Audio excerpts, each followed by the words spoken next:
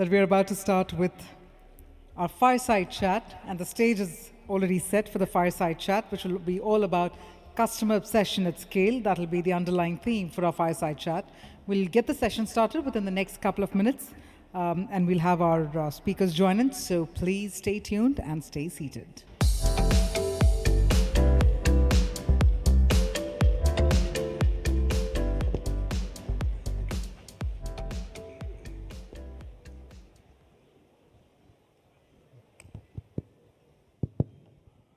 Good afternoon, all. I hope you all had a nice lunch, and no better session than hearing Amitabh sir today. It is a real privilege and honor for me to be in conversation with Amitabh on a topic which is really close to both Axis Bank and NPCI Group's heart, which is customer obsession at scale, balancing empathy and economics. Amitabh, your career journey has been across a number of industries, and it's really a masterclass on how to reimagine and reinvent yourself across multiple domains. My first question to you is, what were some of the defining choices that were turning point in your career? Well, I became an engineer because my father insisted I should become. I was too young to actually argue with him. And then ran away from it very quickly and did my MBA. And then went into banking. That time, obviously, money and being in a foreign institution was a cachet which attracted us. I got an opportunity to go abroad, went through the banking financial crisis and came to this conclusion that I used to do technology investment banking. I could see the change happening in India. And I realized that I could remain a banker and have some impact, while I could actually join a wave which I could clearly see coming on the BPO side. So I got an opportunity to work with a very small BPO company, and I joined that. It was a stupid decision financially. The only good thing I did is I did not think too much about it. I just took the job. And it was clearly a huge change, and a change for the better. And I keep advising people that sometimes when you're making a huge career change in your life, don't, look at the risks. Sometimes just take the plunge, have confidence in yourself, and it worked out for me. It might not work out for everyone, but it did work out for me. And when I left that company, it had, 25,000 employees. It had 11 centers around the world, very profitable. So it was, and I worked really hard. I mean, that was the time not that I've not worked hard before, but I think in this, I worked hard, learned a lot, learned how to manage a company. Actually, when I was leaving that institution, I was actually trying to design a course for the future CEOs in terms of how you can become a CEO. And then this insurance opportunity came along. And I remember when I entered the interview room, I told the panel that if you ask me any question about insurance, I don't know. So if you're still willing to continue the interview, it's fine. Otherwise, I don't know anything about insurance.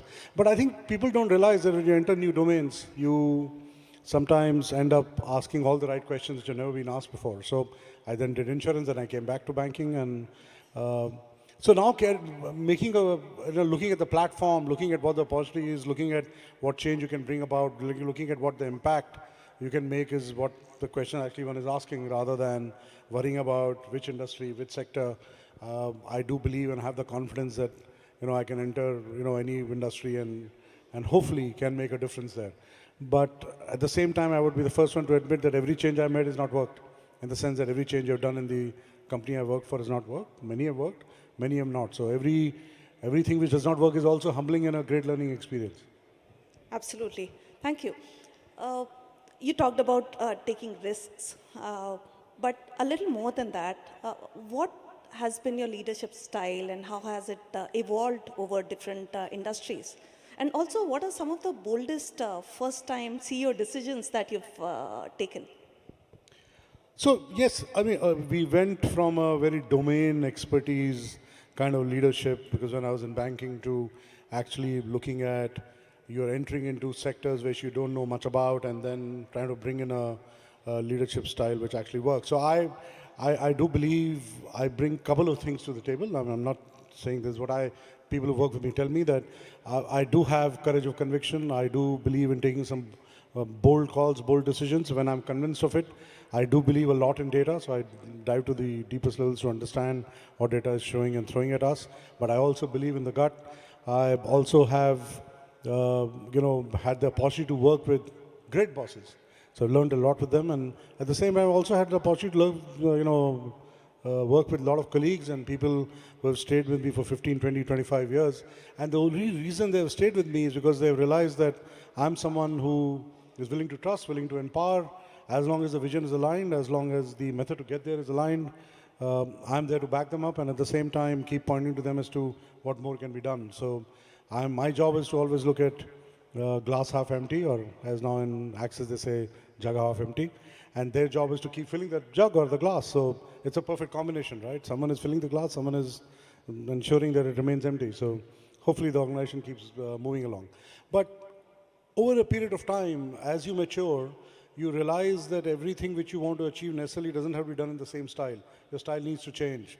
Aggression in delivering the output is not always necessarily delivered through aggression in itself. So you find different ways of getting the same message across. You find different ways of, making people, because as the platforms become bigger, organizations become bigger. You can't just be pointing things out to them. People should discover them themselves. So your style, the way you motivate does change over a period of time. And, one hopes that it works. If it's not working, keep asking yourself, keep looking at yourself in the mirror and keep, pivoting to a different style, whatever might work with the set of people you have and the context you're living in. Thanks. Spoken like a true person with a growth mindset. Thank you very much for sharing that, Amitabh. Moving on to the core topic, today's customers are spoiled for choices. We are living in a world where they seek instant gratification, there's hyper-personalization, and everyone out there to spoil them. I have been an Access customer myself. I am an Access customer myself. So how has Access managed to stay both relevant and deeply trusted in the times where everyone's really hampering after the same customer? So firstly, thank you so much for being our customer. I'm a very happy man today. I forgot to answer the question which you had asked earlier, and let me weave the answer of that and the answer of the other question you asked. So you said, which is the bold decision which we have taken? So one of the bold decisions we took in Access when I joined the organization was, it came from a very simple question. The question was, what do you want the man on the street to say about Axis Bank? When you ask about Axis Bank, what do you want them to say? And we very quickly realized that the answers we are hearing are not what we want to hear. So we said that, okay, looking at again our context, our competition, where we were, what can we do differently? And the bold decision was we decided customer obsession as one of the areas we wanted to focus on. Why was it bold? Because we knew it is a more than a 10-year journey. When we decided to take NPS as a measurement of that customer obsession and said we'll measure that, we realized, and we talked to organizations around the world, and they told us that they have been at it for 10 years and they're still not reached where they wanted to reach. So the key thing about this was you're deciding to align 100,000 people behind a vision which will take 10 years and more to fulfill. And it requires not only a cultural change, it requires a huge technology change, it requires you to completely revamp the customer's journeys, the mindset, the thought process, and in an environment where the attrition is, let's say, 20 to 30%. So that was the bold decision. Now you talk about the second question which you asked. How do you keep that relevant and keep that alive? Obviously, one is the culture, right? What do you do on the cultural side so that any new individual or existing organization believes that, yes, keeping customers happy, both internal and external, is important for me. Now, the good news is that Access already had a strand of that very deeply embedded in the organization anyway. Not all strands, but there was a very clear strand. So it was easy to build on that. Second is obviously you have to ask yourself the question, how do I build technology tools to ensure that the customer obsession is enabled? So to give you one example, for example, we have an app internally which connects 90,000 people. It's like carrying the bank in your hand. It takes data from 35 systems. You talked about personalization. Every day we are monitoring close to 3 million transactions on a daily basis to look at how can I personalize data, offers, services for our customers. And by the way, we're just scratching the surface. We've got a long way to go. So when you start thinking customer obsession, when you pick that as a goal for yourself and say, yes, this is the NPS score I have to get to, you start thinking differently because it's an audacious goal. So I think the thing which we are thinking of in Access every day is that if we have to get to that goal, what are some of the audacious things I have to keep doing to get to that goal? And I think that's what keeps us alive. We have a separate team we call Sparsh, which just thinks of that. We have a separate board on Sparsh, which just thinks of customer obsession. And their life, their job, their career depends on making that difference for our customers on a daily basis. Obviously, there are people who are doing the day-to-day job, but they're thinking daily on how to make that impact 18 months, 36 months down the line. And I think that is what is bringing a difference about in some of our numbers. Just to give you a data point, when we started measuring our NPS scores, let's say our baseline was 100. In 3 years, we've reached 159. So it has led to a massive change in terms of at least how customers are perceiving us. External surveys, our ranking has moved from number 4 to number 2. And the gap between us and number 1 is very, very small. So it is leading to business uplift. It is leading to customer uplift. It is leading to satisfaction uplift. And obviously, as I said, we're just scratching the surface. We've got a long way to go. No, amazing story of the NPS move, Amitabh. However, customer obsession is just one metric. As a bank, you can't do without looking at the profitability day in and day out. So how do you balance that approach of customer first versus sustainable profitability? So yes, in my mind, in the long run, there is no difference. If you can get the customer experience right, profitability come in droves, actually. And that's precisely what I keep telling people in Axis Bank all the time, that I want one day you will see customers walking into Axis Bank, either a branch or opening accounts, because they've heard of the customer experience we provide. So imagine that day you're sitting in your chair and the business is coming. Now, to get there, a lot of work to be done, and we might have to spend more money, or we might have to ensure that we give benefits or some concessions to our customers, but that's money well spent. I mean, that's exactly what we do with technology. 10% of our money goes in technology. We are spending in technology today, hoping for a return tomorrow.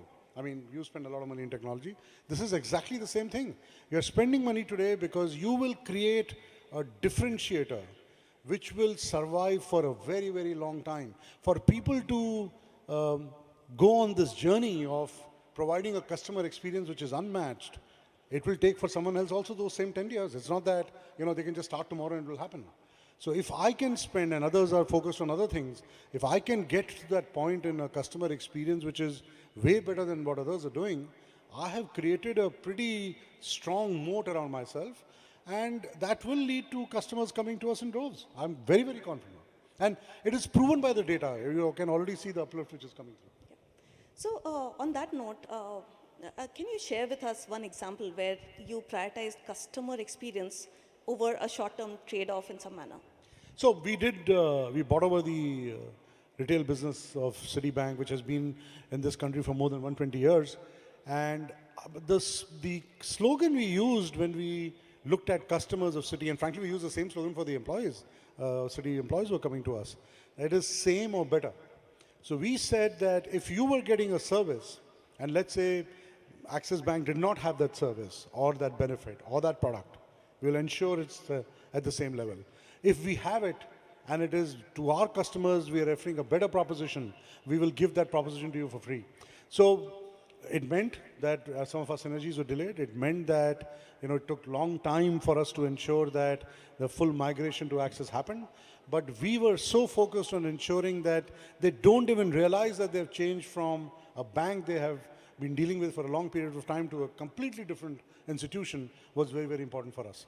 So yes, it meant that some of our benefits were delayed. But I think in the long run, the NPV of that is way better than just trying to upfront some of your synergy benefits.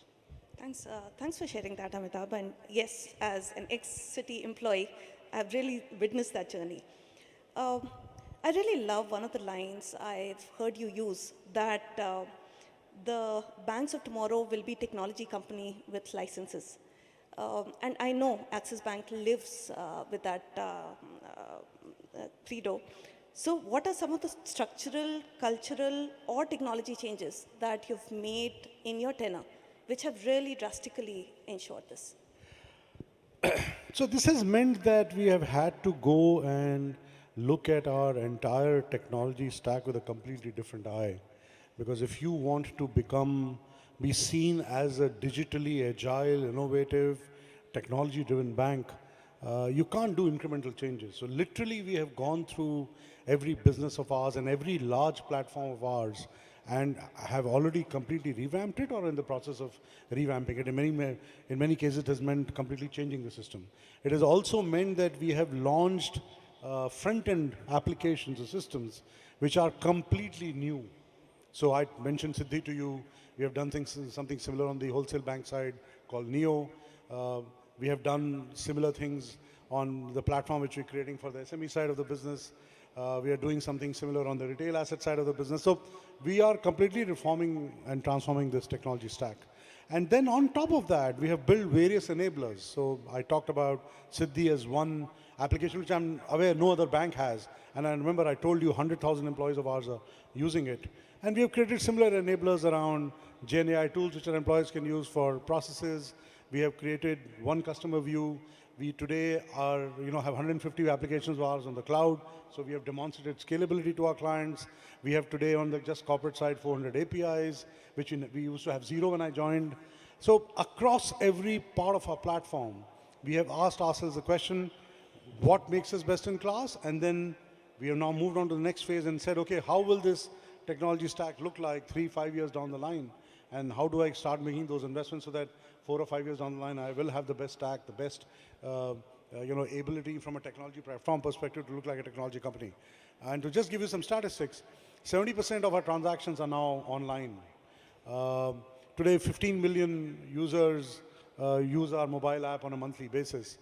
So some of our app is rated 4.8 on the Google and Apple Play Store. We are the best rated mobile app in the world. So you can see some of these numbers come through over a period of time. But again, as I keep saying, it is now. You have to keep investing. You have to keep thinking of what would look like 3 to 5 years down the line and keep working backwards and keep making those investments. So right now I might be saying, oh, we're looking great, but the journey never ends. Thanks. So even as banks invest and move more and more towards technology, on the other end of the spectrum are the fintechs who are vying for licenses and wanting to become regulated entities. Where do you think the ecosystem will find its equilibrium, Amitabh? Well, fintechs obviously have a very important role to play, and their ability to bring speed, change, ability to go and look at profitability pools which banks sometimes are not able to attack, or banks have been complacent about those profitability pools and take that profitability away is in some ways unmatched. But let's also forget a couple of things. One, as I said, we are trying to become not a fintech, but definitely a technology company. So we are not just sitting and telling the fintechs, please come and take our business away. So we are also trying very hard to ensure that in a lot of areas, I can see some important fintech players sitting in front of me. I'm telling them that we'll compete with you, we will collaborate with you, we will partner with you, and in different businesses, it will play out differently. And we also know that over a period of time where we are partnering today, we could start competing tomorrow, or the other way around. We might be competing today, but over a period of time, let's say we were able to get ahead of some of those fintechs and become so large that it does not maybe make sense for them to kind of be playing in that particular sector for some time. So that equation, both of us need each other. Both of us will keep competing, both of us will keep investing. But end of the day, the customers will benefit if we work together and collaborate rather than only fight. And I think even if there is a fight, it has to be a healthy fight. So in that sense, you will see that happen. We have today more than 200 fintech partnerships. So it's not a small number anymore. Now, obviously, they are of various size and scale, but the number is quite large. And we want to be seen by the fintechs as a bank who is willing to work with them and collaborate with them and invest with them to create product solutions which are more relevant for the customers, make their experience better. So in that sense, we want them to see us as a go-to partner for any new thing they want to try. So some of these things are important for us. I mean, people, when they talk about UPI, think of some various fintech players, but they don't realize that Axis Bank owns 35% market share of the backend. And obviously, the only reason we could have reached that is because we work with those fintech players to provide those backend pipes, where our technical declines and our, the ability to ensure that the transaction goes through in the way the customers expect does happen. So in my mind, it's a healthy relationship. And at least we in the bank have a very positive view about what they can do to the overall financial services industry. Thank you very much. Thanks for sharing that. And I'm sure your fintech. No, we're expecting some shares from them for free, but that's okay. I mean, So going back to the customer expectations, like I mentioned, customers are spoiled for choices. Today's norm is today's delight is tomorrow's norm.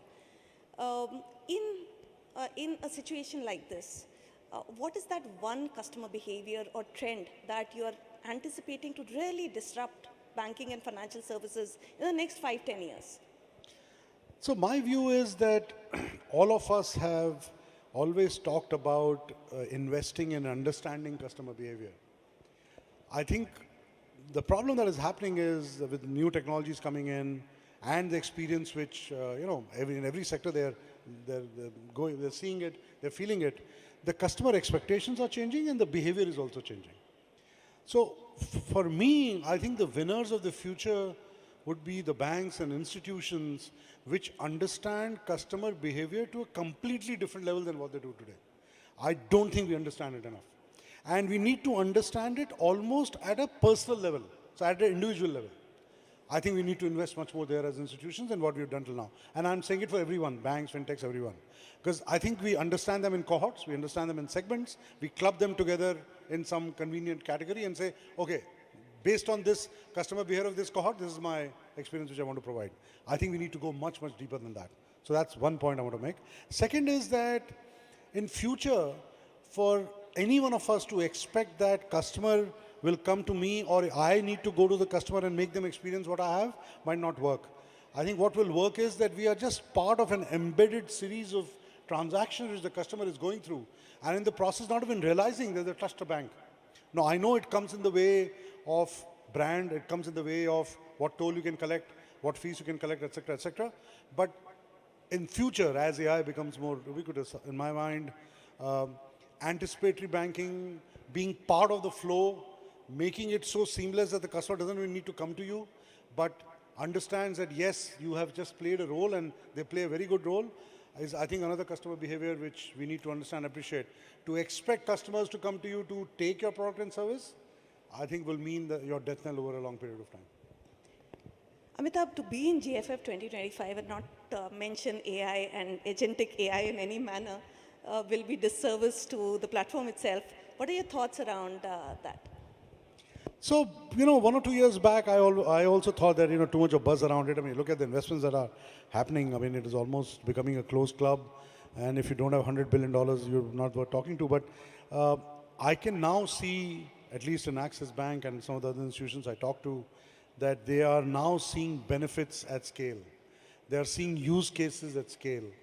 The number of use cases are growing day by day. Obviously, there are huge cost benefits that seem to be visible, and a lot of us are working on obviously going after those cost benefits.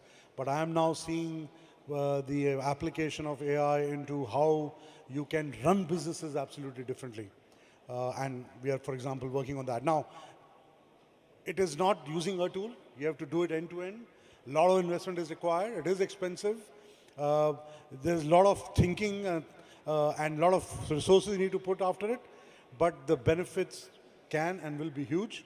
I think a lot of solutions are being launched, which are being in GFF, which are being termed as Gen AI.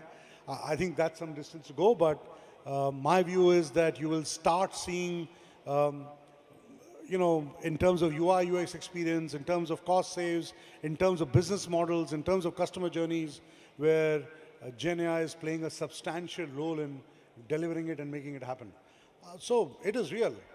And the faster you understand the implications of it, the faster you embrace it, the faster you're very clear how you'll go about getting the full benefit of it, the better off you are. It's no longer a coffee table conversation. It is real. Thanks, Amitabh. I think we are out of time, so one last question, and I want it to be on a personal note before we close. Behind the boardroom persona of Amitabh is the person who's passionate and intrigued about some of the facets. So if not this role, if not this platform, where do you think you would have Wish been? I was running a fintech. They seem to have all the money and the capital to, spend on all kinds of things. Wish I was that young also, but one day we will hopefully create a fintech out of the bank itself and give a run for the money. That's what we'll hope for. Sure. Thank you very much. Folks, one big round of applause for Amitabh. I'm sure we've taken away a lot from his words today, and I wanted to thank you for that.